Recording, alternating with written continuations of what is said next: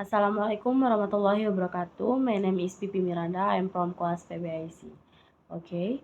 Methods of education is versus with. A teacher from a Western country recently visited an elementary school in an Asian country. In one class, she watched 60 young children as they learned to draw a cat. The teacher drew a big circle on the blackboard, and 60 children copied it on their papers. The teacher drew a smaller circle on top of the phrase and then put two triangles on top of it. The children drew in the same way. The lesson continued until there were 61 identical cats in the classroom. Each student's cat looked exactly like the one on the board. The visiting teacher watched the lesson and was surprised. The teaching methods were very much different from the way teaching of teaching in her own country. A children are lesson in her own country produces a room full of unique features, each one completely different from the others. Why? What causes this difference in educational methods in a classroom in any country? The instructor teaches more than art or history or language. He or she also teaches culture, the ideas and beliefs of that society. Each educational system is a mirror that reflects the culture of the society. In a society such as the United States or Canada, which has many national, religious, and cultural differences, people highly value individualism, the difference between people. Teachers place a lot of importance on the qualities that make each student special. The educational system in this country shows these values.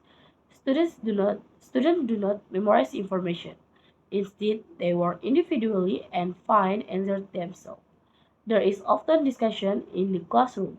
At an early age, students learn to form their own ideas and opinions.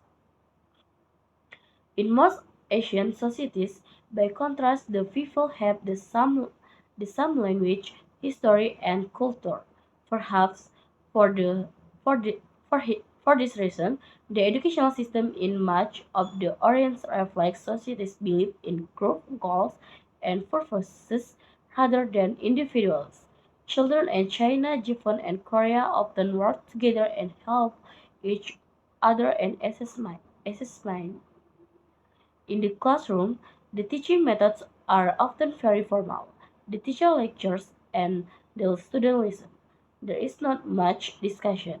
Instead, the students recite rules or information that they have memorized.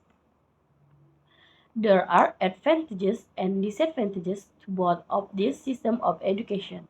For example, one advantage to the system in Japan is that students there learn much more math and science than American students learn by the end of high school. They also study more hours each day and more days days days each year than North Americans do. The system is difficult, but it prefers students for a society that values discipline and self-control. There is, however, a disadvantage. Memorization is an important learning method in Japanese school, yet many students say that after an exam they forget much of the information that they have memorized.